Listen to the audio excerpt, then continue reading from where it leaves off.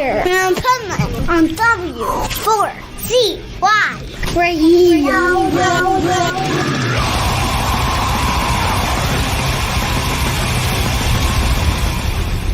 Wake up, America!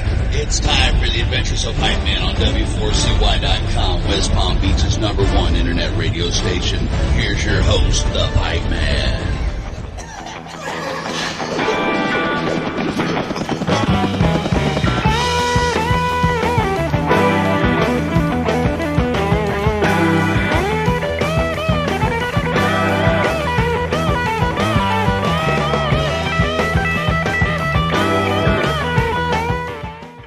This is Pipeman here on the Adventures Pipeman W4CY Radio, and I'm here with my next guest who has some killer new music, and we're going to talk about it today.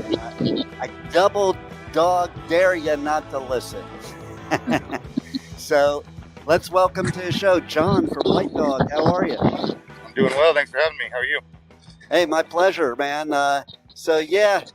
Nobody that's listening knew what that was a reference to, but listen, you got a great new album coming out. I love the name of it. It caught my attention right away. It's Double Dog Dare, and it's pretty cool because when I was listening to it, it flashed me back to when I was a kid in the 70s where they actually made good music.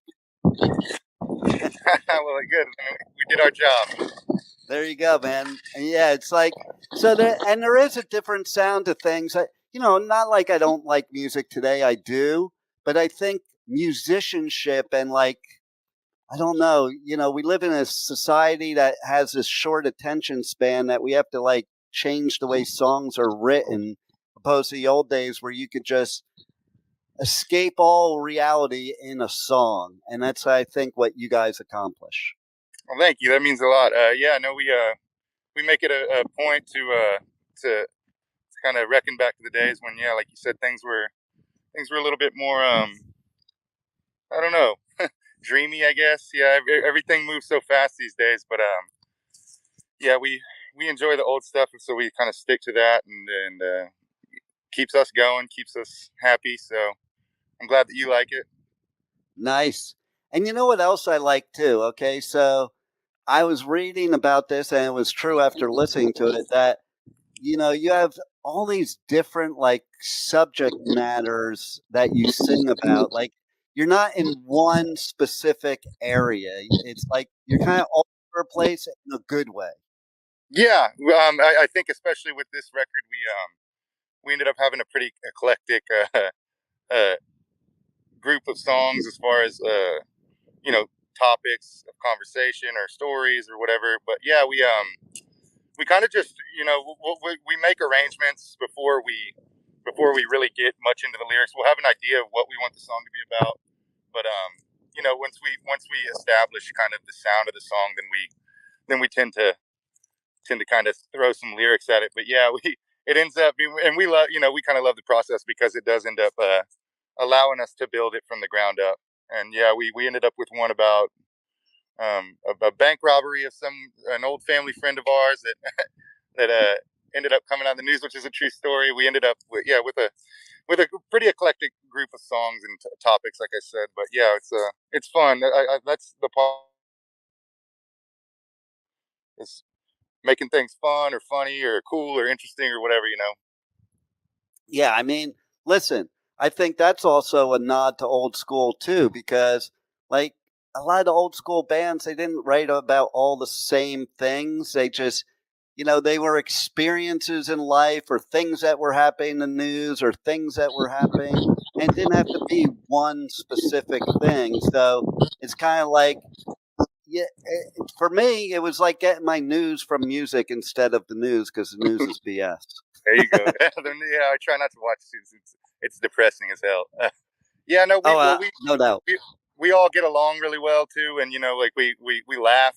We're friends before anything, and so we're always laughing, joking, and usually, more often than not, that's where the material kind of comes from as far as lyrics and subject matter. And I want to know about the one where this came from, the origination about draining an old lake. Okay, so yeah, that's an interesting one. It's called Last Damn Song, and it actually we went back into the studio because we finished tracking what we thought was going to be the B side of the record, and had kind of moved on and sent most of it off for mixing and mastering and everything.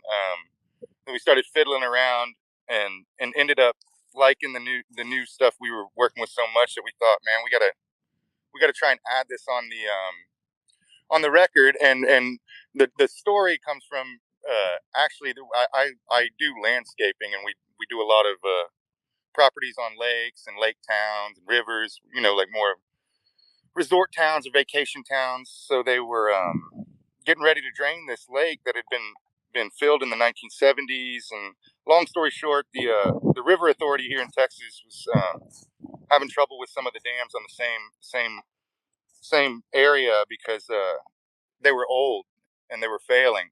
So down the road, Lake Dunlap failed and McQueenie was next. They were built in the same year, and so they decided that they were going to drain it.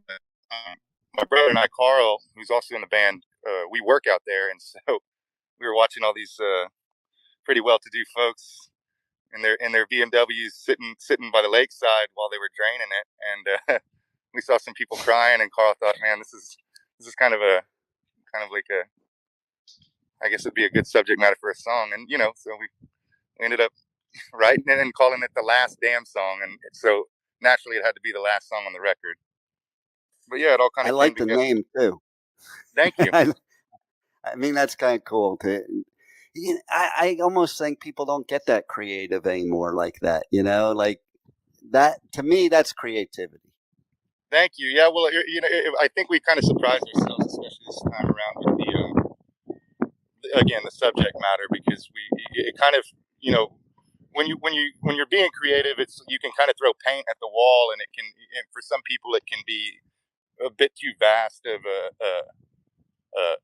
a canvas, I guess you could say. But we're fortunate in the fact that we all trust each other and we all make each other laugh. We all think, pretty similarly. And so, yeah, usually when we come up with something, even if it's, a rough idea or something that's kind of vague, we're able to build on it together and say, hey, man, this would be funny if we said this, or what about that? So it's like we're blessed to have each other, and also blessed in the fact that our creative minds are very in tune with each other, and that makes it, to be honest with you, Dean, that makes it special for us. It wouldn't, anybody can go play music in a group, but we've like I said, we've been longtime friends and college friends before this all kicked off, and so yeah, we count our lucky stars for each other and the music that we're able to create together. I think that's so important. I think that's like the most important thing. I like how you said college friends, because I think there's a huge difference between college friends and high school friends. Like, you're in high school, you form a band with your high school friends, and a lot of times that doesn't work out too well. But, well, I'm glad you said that. Yeah, right? I think we all went down that route. Right? Exactly. I told my kids, when it came to going to college, I'm like, listen, the place you're going to make your lifelong friends is in college, not high school. I mean, yeah, and it's so true. You couldn't.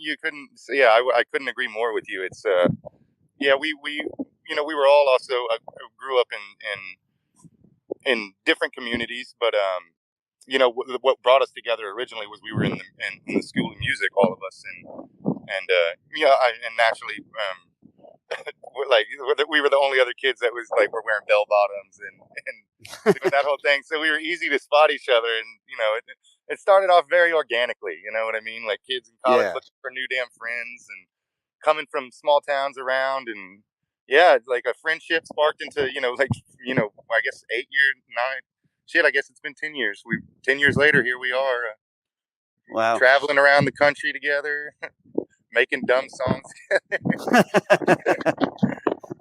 man. But it is so true though, because I was just thinking about it when we were talking about it. Like, so when you're in high school, you're forced to be with all these people that maybe aren't on the same path in life, and then when you go to college, pretty much most of the people going that you meet are on the same path in life. Because usually when you go to college, you're not hanging out with different people from different majors. It's usually people that are within the same areas that you're looking to Right. do. And I think that's what creates the long term. Absolutely. I agree with you. And, beyond that, I think, the older you get, you start realizing, it's okay to hang out with everybody, but you kind of start being more selective with who you hang out with, and I guess kind of find your crowd more or less, I guess, But we definitely, I thrived, and after I got out of high school, I grew up in a small town of 4,000 people in Texas, so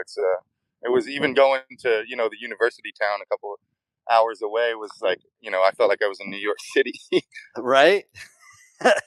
which I wasn't. It's so funny how it works like that, because like one of my favorite bands, who's friends of mine since the very beginning, Armored Saint.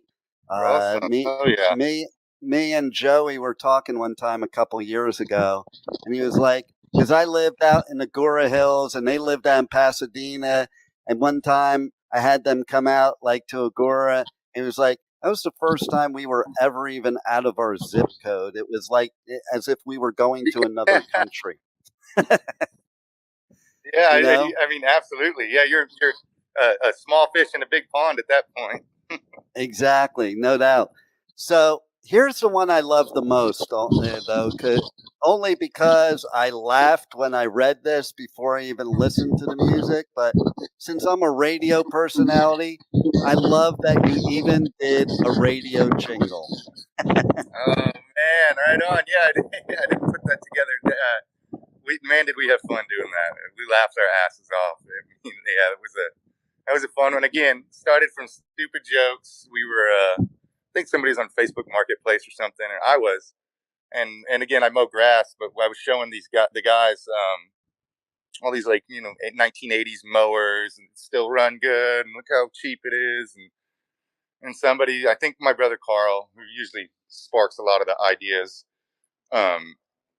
he's like, we should do a radio jingle, and all of us are like, shut the hell up, like laugh it off a little bit. But yeah, then I mean, it just ended up happening. And again, like, kudos to the guys. And that's why we all love playing together and everything, is because like even if maybe one person has a doubt, there might be two or three other people that are like, hey, no, I'm dead ass serious. We're doing this. You know what I mean? So, and then like, so whether you take it seriously or not, which to me it was a joke, and I came back and I'm still reluctant to do it, but they talked me into it. But then they start playing it for me, and the cheesy organ and shit, and I'm all right, like, you know what I mean? Like, let's do this. So yeah, it was a fun one beyond fun. I love it because, like, I go on tour and I do radio coverage at festivals, and you wouldn't believe how many bands I interview that they'll try and impress me by doing their radio voice in the interview. And we just laugh about it, man. Yeah, it's so funny. I want to say we gave a couple people, I believe Rex and Carl both gave it a shot to do the emceeing, but it ended up being Oscar, our organ guy, that really sold us. I got a funny story for you on that note. Like, okay, so I met some woman on an online dating site, and then we talked on the phone, and she's like, oh, I didn't expect you to sound like that. And I'm like, well, what does that mean? Because it said in my profile that I'm a radio personality. She goes, well, I expected you to sound more like you're on the radio. And she goes, can you give me your radio voice? I'm like, this is my radio voice. No, I don't make up a different voice on the radio. Yeah, I don't have like an alter ego here. Oh, that's so funny. I guess some people probably do, but no, I think you should stick with your... Right? Exactly. Don't change for anyone. No. Yeah, and I think that's true of music, too, like what you guys are doing. I think the best bands are just true to themselves. They play the music that they want to play opposed to what other people want to play, because then you're authentic and it flows. Well, I tell people a lot of times that ask, the questions that bands the spark. I think I'll speak for myself, but I'm sure all the guys would agree with me. But music is probably the most selfish thing I do. I do it for me and for my people. I firmly believe that if an artist is doing something to appease someone else or to paint a picture that's not actually authentic, then that's the biggest disservice they could do themselves. And again, maybe what do I know? I just play rock and roll, but yeah, I can't imagine not doing something that makes me happy. I think it's a disservice to themselves and to the people listening, to be honest, because you can tell. You can tell if people are just going through the motions or making it up, or if they're just being them. Yeah, well, I can guarantee you that anything we do is going to come from the heart, and we're going to do it because we like it. We're not going to ever be forced into any corner or expected to sound a certain way. I mean, in a lot of ways, it's sometimes we if anything, we'll question ourselves as far as, is this going to be okay with everyone else? But like we're on a pretty heavy label. There's a lot of heavy bands involved with what our Rise Above family, but we fly our 70s rock and roll hippie mustache flag as high as we can fly it, and we're not gonna change our sound or become something because it might be easier or get us more fans or make someone else happy, so to speak. Yeah, totally. We do it for us, and that's never gonna change. I love it. And I also love that you're in a band with your brother, because I have 3 brothers, and not one of them would I even want to go to a concert with, much less be in a band with. Well, yeah, we're identical twins. I don't know if there's that much information on it, but you can kind of look at the band pictures and photos and put it together. It's he and I have been close from the jump, so it's pretty natural. People that know us, they're like, of course you're in a damn band together. You do everything together, but it has way more ups than downs. I'll say that. I love it. And do you mess with people too? Like, because you're identical? I get that twins? question more than anything. I'm sure. I almost didn't want to ask it, but I had to. No, I don't mind. To be honest with you, no. We really. I've been confused. I've been confused as another person for the better part of my life, so I don't want to like add to anyone's confusion or mislead anyone. But I think back in the day we did some stuff. We had to make a speech that I learned and Carl didn't learn, so he caught me in the hallway after school and got me to put a shirt on and go do a Julius Caesar speech, but the whole damn school found out and we got in trouble. So I think that was probably enough for me to be like, screw this shit. Right. You do you, I'm gonna do me, man. There you go. I love it. Now let's tell everybody how they can connect to you guys on socials, on the web, and most importantly, how they can get the new album and all that good stuff and merch, whatever. Absolutely, yeah. So White Dog USA on Instagram. I believe it's the same for our Facebook. There's a Facebook link on our Instagram as well. We have a link tree that you can click and kind of see all the shows that are going on and some pre-sale tickets. We're going on tour. I believe we're leaving the 16th. We're going to be going out west from Texas and hitting a couple spots on the way. And we have a few California shows set up. We'll have some t-shirts. As far as buying the record goes, it's going to be out April 5th. Right now, pre-sale is up on riseaboverecords.com. You can also find that in the link on our Instagram bio.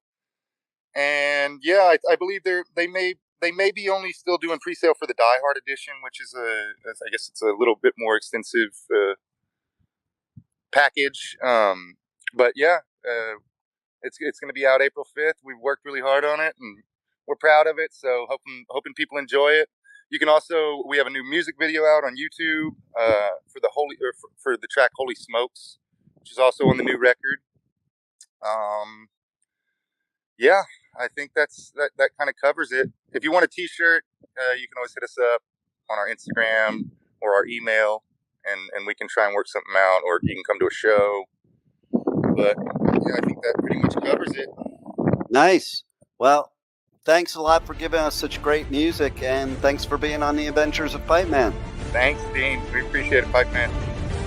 Thank you for listening to the Adventures of Pipeman on W4CY Radio.